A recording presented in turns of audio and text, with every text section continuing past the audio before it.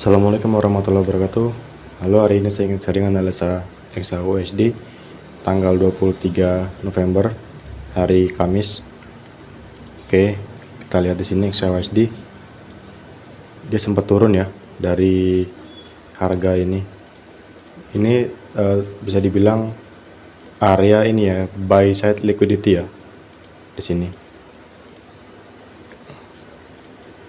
Kalau misalnya di daily, coba kita ulang ya, kita bersihin gambarnya. Pasti ada orang-orang baru yang nonton ke channel saya jelaskan ulang karena ini penting. Oke, ini change of character, ini bounce terakhir ya, break of structure terakhir. Kemudian setelah terjadi change of character, price perlu mengambil inducement ya untuk naik atau liquidity. Sini ada inducement, sudah ada pullback, sini valid ya. Kenapa itu inducement? Sini kita lihat, ini bukan pullback, ini pullback. Nah, pullback di sini diambil ya. Nah, ini sudah valid ya, dan ini sudah menjadi high valid. Nah, ini area buy side liquidity. Setelah price mengambil inducement, price langsung naik ke area buy side liquidity ya. Sini kita lihat. Nah, cuman di sini kita harus hati-hati ya, karena kadang-kadang ada yang namanya seller trap. Nah, di sini kita lihat candle daily yang kemarin itu di tengah-tengah ya. Maksudnya gimana? Ini previous day high di sini, yang di sini previous day low. Price yang low ini tidak mampu membreak low daily yang kemarin lusa, dan daily yang kemarin nggak mampu break high yang kemarin lusa. Jadi price masih tengah-tengah ya. Kalau misalnya kita ke lower time frame, price cenderung bullish. Jadi price itu ketika dia di time frame besar, ketika dia sampai di area ini liquidity, dia akan mantul ya, mantul sedikit. Atau kalau misalnya ini daily yang ini di break atau cok, dia mungkin akan turun lagi ke bawah ke area sini, vacuum block. Ini order block ekstrim. Kita antisipasi itu ya. Tapi kalau kita cek di lower time frame, harganya itu masih bullish. Coba kita cek di H4.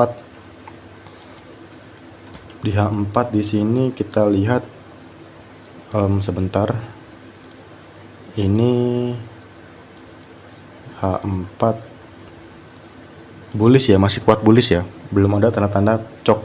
Kalau di H1 kita cek di H1 yang manakah bos terakhirnya. Sebentar. Ini hanya inside bar. Ini high-nya, low-nya, high-nya di sini, candle yang di sini nggak satupun yang nge-break ini. Berarti ini bukan pullback. Kita ke M30 aja, struktur M30. Nah, kita cek di sini. Sepertinya ini pullback. Di sini kita lihat. Astaga, ini equal low, bukan pullback, bukan. Kalau misalnya kita cek di sini di M15, kita cari yang mungkin aja ya, yang jelas, struktur yang jelas. Di sini kita lihat di M15. Nah, ini pullback ya, ini valid pullback. Kenapa ini valid pullback? Di sini kita lihat, kita jangan fokus ke candle yang biru ini ya, karena candle yang biru ini high-nya di break ya sama candle yang merah kecil ini. Nah, yang di sini saya panahin ini. Nah, candle yang merah ini low-nya di break sama candle yang berikutnya. Nah, ini valid pullback ya. Kemudian di sini kita lihat pullback-nya diambil. Nah, oke. Jelas ya. Kita marking sebagai inducement.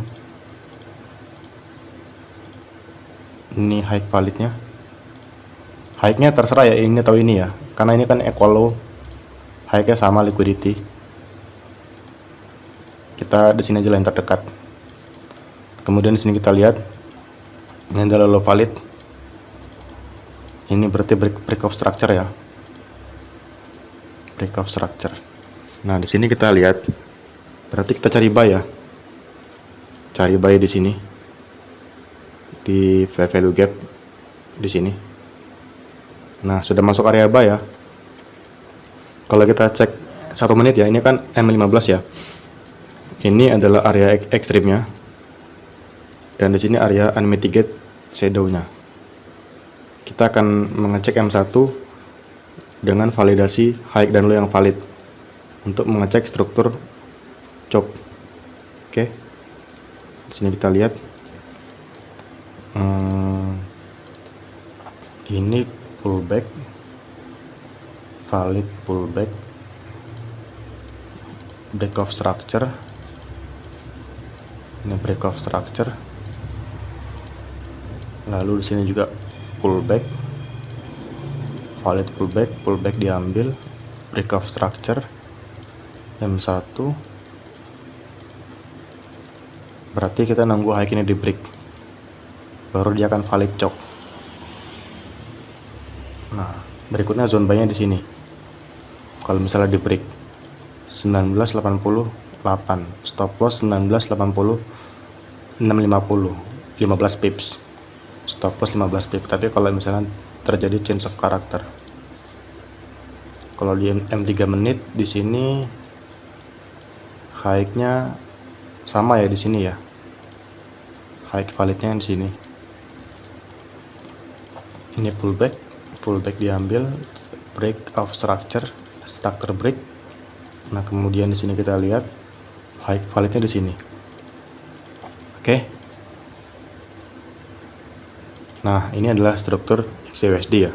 Tapi kita juga antisipasi di time frame besarnya, khawatirnya terjadi failure swing.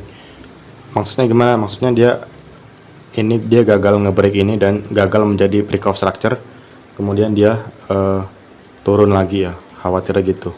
Jadi kalau trading usahakan selalu pakai stop loss ya, apalagi kalau teman-teman tradingnya berlayar-layar, itu kacau itu. Kalau misalnya tradingnya misalnya modal $1.000, entry-nya 0,01 nggak pakai stop loss, kayaknya nggak berasa ya. Meskipun 1000 pips juga ya minusnya paling $100, masih banyak kekuatannya. Tapi kalau misalnya saldonya $100, entry-nya 0,01, 10 layer, nah itu ya langsung mati akunnya, kejang-kejang. Oke, ini kita lihat di sini time frame daily-nya masih berada di zona ini dan masih cenderung kuat bullish. Kalau kita ke M1 ke M15 dia masih berada di demand valid, dan di sini juga dia seperti membentuk pola ya, equal high ya, meskipun equal high-nya nggak sepadan sama kayak equal high yang di sini. Nah, ini kemungkinan akan di swap seperti ini atau seperti ini. Kita nunggu dulu cok di sini ya teman-teman. Ya tadi sudah saya jelasin ya high dan low-nya di mana. Jadi teman-teman tinggal tunggu aja. Ya, kalau bisa sih menggunakan akun demo dulu ya kalau misalnya mau backtest atau menguji, karena saya sudah sering bahas ya mengenai konfirmasi entry. Lebih lengkapnya seperti ini ya kalau secara teorinya ya. Misal kita bahas tren dari bearish ke bullish atau seperti ini. Karena ada beberapa orang yang menganggap bos itu dia nggak ngambil inducement ya. Jadi seperti ini. Bentar ya, saya jelasin dulu ya. Ini break of structure-nya ya. Ini disimak ya, penting ya, karena ini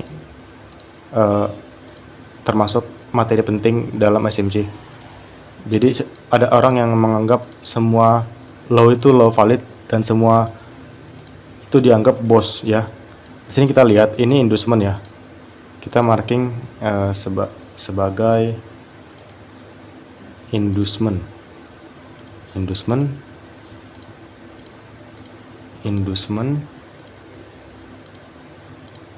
Nah, ini inducement.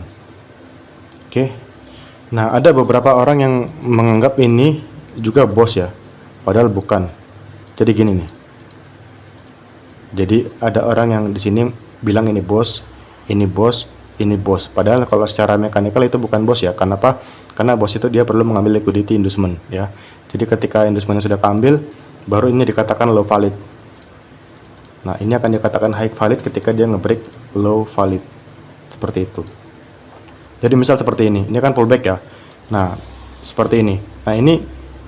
Nah, high ini belum ngambil pullback ini. Nah, ini belum dikatakan low valid ini. Belum dikatakan low valid.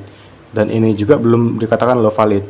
Oke, ini karena ini pullback doang. Jadi, tapi kalau misalnya pergerakan ini ngambil pullback di sini, nah ini baru jadi low valid. Nah, ini high valid ketika ngebreak low valid dan jadilah break of structure seperti itu. Nah, secara teorinya ya. Nah, kemudian kapankah dia akan change of character secara mekanikal? Untuk reversalnya ya udah pasti ketika high validnya di break, jadi change of character seperti itu. Kalau misalnya high validnya nggak di break, ya berarti ya bukan change of character.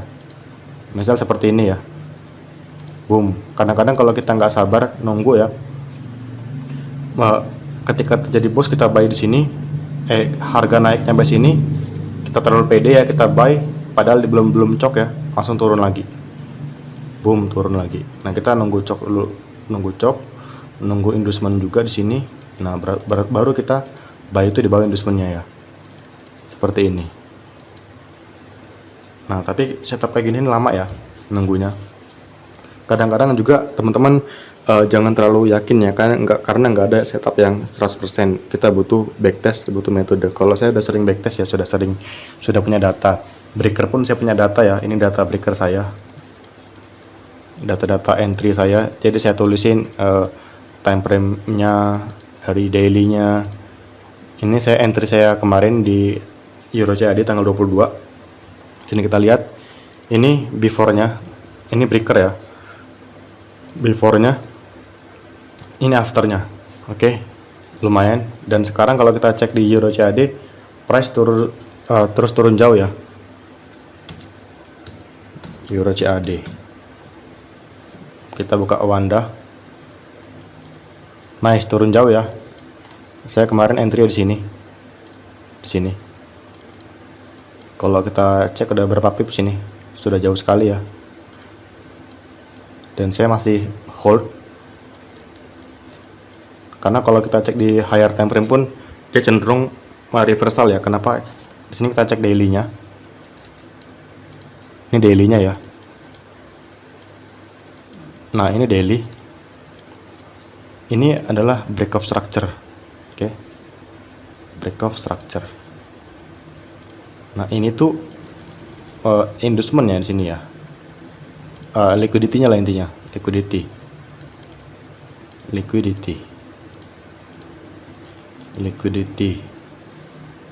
Kemudian di sini kita lihat ada OBIM. Kok garis sih? OBIM. Dan di sini ada fair value gap. Dan kebetulan kemarin ketika saya menunggu konfirmasi di sini, dia muncul breaker di M30. Makanya saya kemarin berani untuk nge-sell. Oke. Nah, ini adalah datanya kemarin. Ini sebelumnya ya. Sini kita lihat, ini tanggal 21, kita cek tanggalnya itu. Saya nggak pernah mainin data karena ini kan saya nggak pakai premium. Nah, ini sini kita lihat terjadi breaker di sini. Dan saya stop loss di bawah sini. OB buy yang di break. Dan sekarang kita lihat afternya. Di sini kita lihat afternya, price sempat naik tapi nggak sampai order block, kemudian turun lagi dan sempat naik lagi ya.